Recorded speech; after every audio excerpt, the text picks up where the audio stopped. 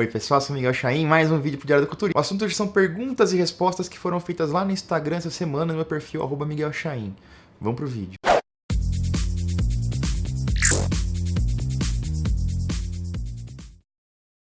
Primeiramente, agradecendo a todo mundo que foi lá, compareceu, fez perguntas pertinentes, inteligentes, é muito importante isso, foi muito legal.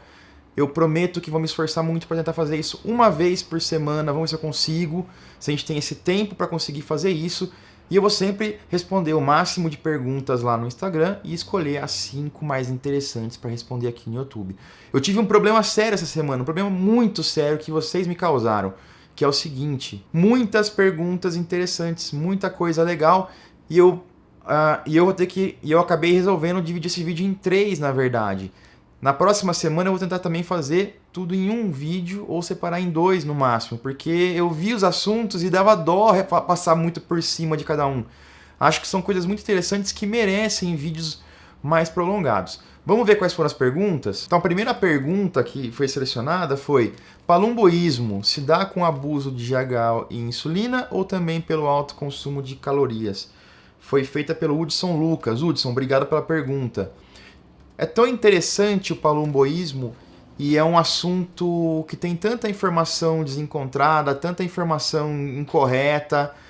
O pessoal não sabe se é uma doença ou não, o pessoal não sabe de onde vem o termo, o pessoal não sabe qual que é a origem disso. Então, semana que vem eu vou fazer um vídeo especial sobre palumboísmo. Vamos continuar vendo as perguntas? A próxima pergunta é: dietas restritas por tempos longos, como segurar? Pergunta de Lucas Trino. Essa vai ser respondida hoje.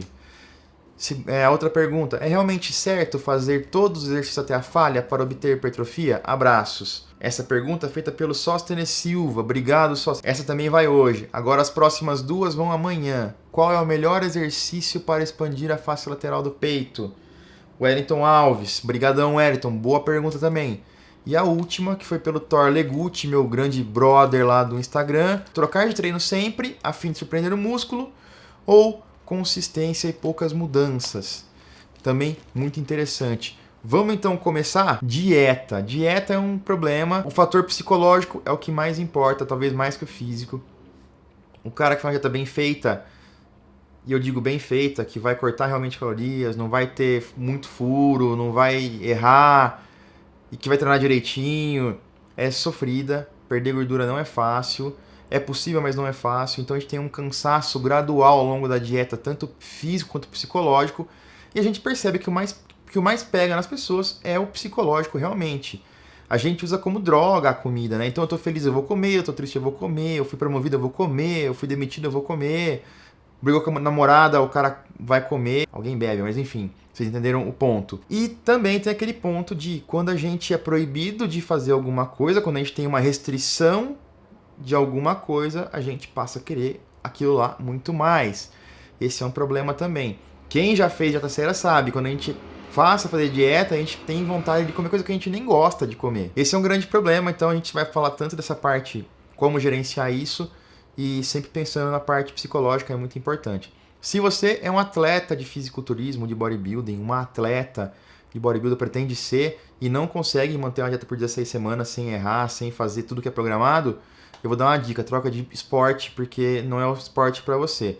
O bodybuilding é um esporte que demanda muito física e psicologicamente. É super importante fazer a dieta e droga nenhuma consegue trocar o valor de uma boa dieta. Pode tomar mais GH? Pode. Pode tomar mais T3? Pode. Mais clenbuterol? Pode, mas não é igual quando você consegue fazer tudo direitinho e tomando as doses ótimas, não as doses excessivas dessas coisas. Eu vou apresentar aqui algumas estratégias, subterfúgios que a gente faz para treinar, às vezes, o psicológico e o físico das pessoas para responder um pouco melhor da dieta.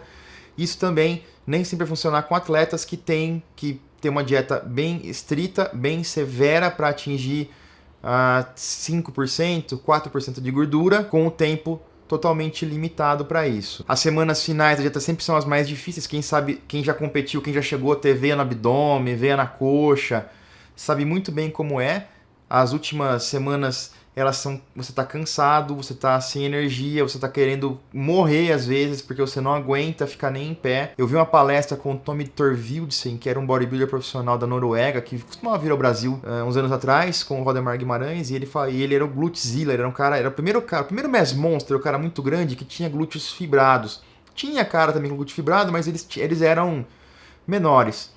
E para um cara daquele tamanho ficar com glúteo fibrado era dieta séria, seríssima, era sofrido. E o cara falou que ele chorava de fome à noite, ele não conseguia dormir, porque estava acordado e muito estimulado, tinha fome, a avó me vinha, o cara não conseguia dormir. Tinha dia que ele passava a noite em claro chorando, porque não tinha o que fazer. Quando eu competi no bodybuilding clássico em 2012, eu competi duas competições, eu competi o Estreantes Paulista, fiquei em segundo lugar entre 13 atletas, e competi o Paulistão 7 semanas depois, fiquei em sexto lugar entre 11 atletas. Eu fiz 25 ou 26 semanas de dieta, sendo que 2 dessas no meio, logo depois do Estreantes, que foi o primeiro, foi uma pequena manutenção. Isso me ajudou um pouco, fiz a manutenção, aliviou o estresse, tirou aquela coisa da primeira competição, aquele nervosismo, consegui regular um pouco o metabolismo de volta, eu já estava bem seco, então eu consegui fazer uma dieta menos restrita para a segunda competição, essas 6, 5 semanas aí de dieta, e acabei melhorando bastante.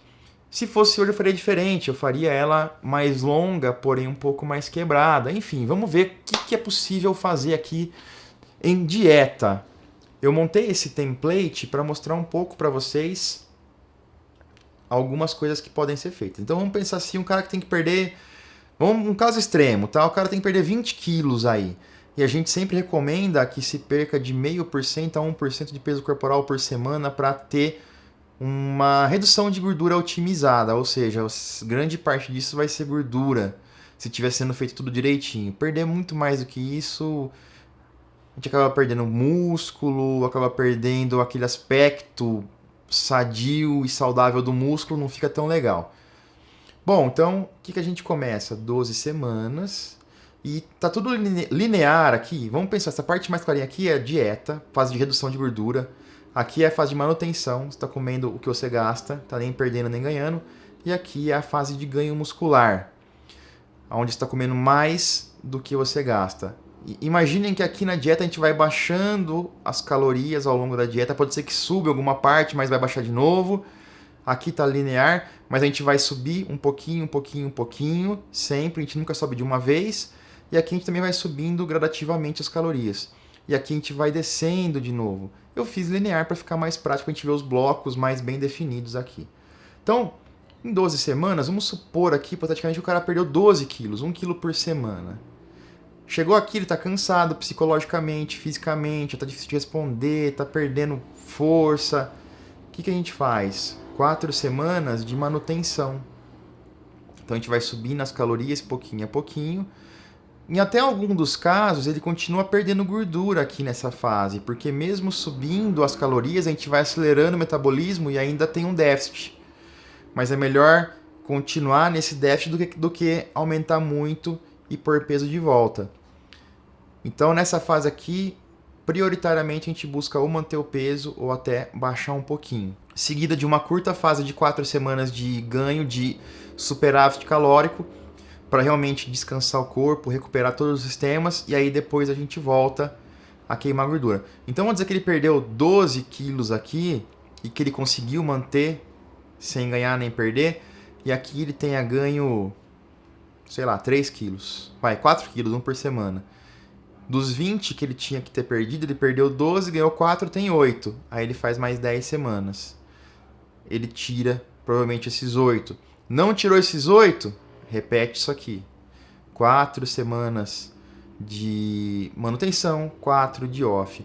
É claro que a duração de cada uma das fases depende do tanto de gordura que a pessoa quer perder, da intensidade com que ela treina, de como ela pode fazer dieta. Isso aqui são números ilustrativos, tá? Mas geralmente é isso. Eu faço uma fase de dieta e lembrando, eu não prescrevo a dieta. Muita gente pergunta isso, não prescrevo a dieta, mas eu programo, eu ajudo o nutricionista que trabalha comigo, a nutricionista, a programar esse tipo de coisa. Então, geralmente a gente faz 12 semanas reduzindo.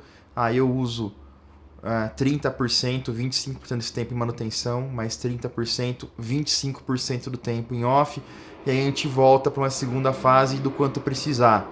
Se passar de novo da inicial, que era 12, a gente faz mais um ciclo. Então aí vai indo. Um outro cenário aqui. Uma pessoa que já é mais avançada, que já fez várias dietas na vida, que tem que perder bastante peso, mas que vai competir, não pode esperar muito. Então a gente programa 12 semanas de dieta, 4 de manutenção, subindo pouquinho. E se ela continuar perdendo aqui peso, maravilha, a gente tenta fazer algum aumento mais drástico, porque a ideia realmente aqui não é voltar a ter peso, porque a gente tem que perder peso rápido depois aqui, ou perder gordura rápido depois aqui. Então, uma estratégia para quem já é mais calejado, que tem a cabeça mais forte, 12 semanas, 4 de manutenção, comendo um pouquinho mais, e aí entra para mais 10 ou 12. Aí, nesse ponto, provavelmente a gente já chegou no alvo do que queria para aquela fase de redução de gordura, entramos em manutenção, para não ter um choque calórico muito grande, e a gente entra no off de quantas semanas for necessário. Como eu falei, um problema muito sério da dieta, muitas vezes, é o psicológico. Então a gente chega para a pessoa e fala assim, você tem que fazer dieta 12 semanas. A pessoa, 3 meses, sem comer, sem fazer isso, sem fazer aquilo. A pessoa trava. Então, muitas vezes é melhor a gente começar a adaptar essa pessoa lentamente à dieta. Se ela tem muito problema, começar com 4 semanas, faz um pouquinho de manutenção off, mais 4, e aí vai subindo. 6 semanas é um número bom, porque você consegue, vamos ver, você consegue ter ainda uma adesão grande, consegue ter um comprometimento bom e uma redução de gordura mais legal. Então a gente programa, ao invés de programar 12 de uma vez, a pessoa vai ter 6 semanas de redução, restrição. Aí a gente já fala para ela que vai ter 2 a 4 semanas de manutenção. Tem gente que se dá bem com 2, já consegue voltar para as próximas 6. Tem gente que precisa de mais. Isso também, tudo varia, tudo depende. Pode ser 5, pode ser 4. Tudo depende de como que o nutricionista, como que o treinador sente aquela pessoa, como que ela evolui. Então aqui é um template básico. Então a gente pensa 6 semanas, 3 ou 4 de manutenção, mais 6 semanas. Em 16 semanas aqui, ela conseguiu fazer 12 de dieta e manter 4. Ela deve ter reduzido bastante. Aí a gente faz 4 de manutenção, subindo um pouquinho. Lembrando que provavelmente subindo aqui aos poucos vai dar uma calma psicológica para ela, porque ela está vendo calorias subindo, ela está vendo comida entrando semana a semana, ela vai manter uma adesão maior e ela vai continuar perdendo peso, nem que seja um pouquinho provavelmente. Aí a gente entra aqui num off, numa fase de ganho mesmo de peso, para ressintetizar tudo, para zerar, para dar um reset metabolismo, para mudar bastante estímulo para que ela volte depois numa próxima fase de manutenção ou de redução de gordura. Então, lembrando sempre que isso aqui pode ser mudado e que isso é a arte de ser um nutricionista, isso é a arte de ser um treinador. Tudo é ciência, mas observar a resposta do seu cliente, observar os dados e os números que você coleta é super importante e conseguir dar essa resposta é super importante. A gente tem hoje muita gente papagaio, nutricionista papagaio, personal trainer papagaio, porque lê uma coisa, é 12 semanas de dieta, vai fazer para todo mundo 12 semanas. O off é tantas semanas. Não é assim, pessoal. A gente tem que entender todo o conceito, entender a fisiologia, entender a bioquímica, entender como tudo funciona, entender como que é o seu cliente, como que ele responde, como que cada coisa que ele responde, cada ação que ele faz tem a reação no corpo e a partir daí estruturar e programar um treino. Essa capacidade é a que diferencia um profissional excelente de um profissional bom ou mediano. Próxima pergunta, é realmente certo fazer todos exercícios até a falha para obter hipertrofia? É errado. A gente não precisa e não pode, não deve fazer tudo até a falha. Lembrando que a falha também, o que é a falha? Né? É muito controverso. Tem gente que fala que a falha é quando o cara não consegue mais subir de maneira nenhuma o peso. A gente considera a falha hoje um conceito mais já bem aceito, que é quando o músculo perde a capacidade de se contrair e manter uma boa forma de execução. Então você está fazendo lá um bíceps e chega uma hora que você não consegue mais fazer isso. Vai diminuindo a velocidade, vai ficando difícil, uma hora que ele trava, você tem que dar aquela... Chegou nessa hora, é a falha. Uma dessa antes é a falha. Então a gente tenta manter o maior número possível de séries 2 repetições antes da falha. Então você vai parar a série faltando 2 repetições para falhar, ou 1 repetição para falhar. Talvez a última série de cada exercício pode ir até a falha. Mais do que isso, é um pouco de exagero, você gera um desgaste muito maior do que você consegue recuperar. O problema disso tudo é a intensidade elevada.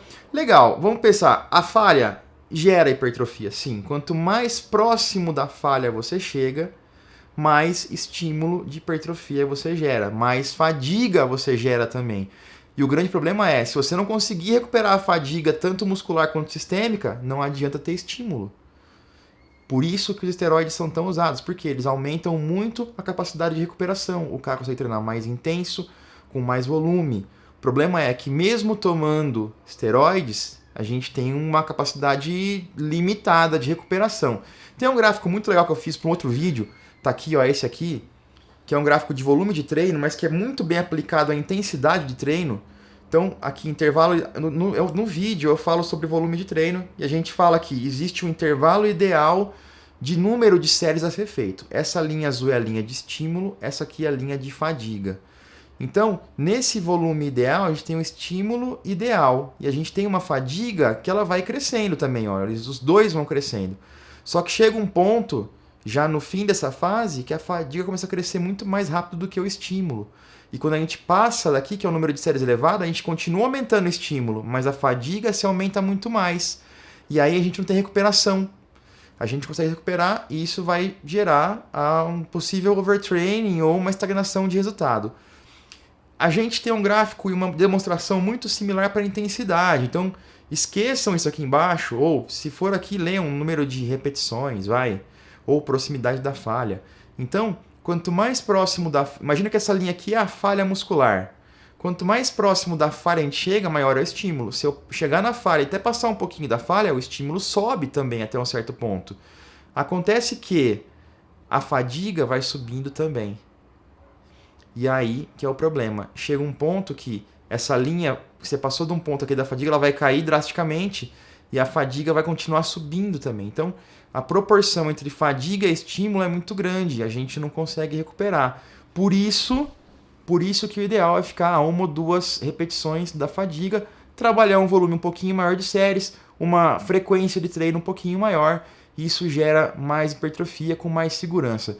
Pessoal, vou ficando por aqui, obrigado por quem assistiu, obrigado por quem mandou as perguntas. Não percam amanhã a segunda parte do vídeo com mais 2 perguntas.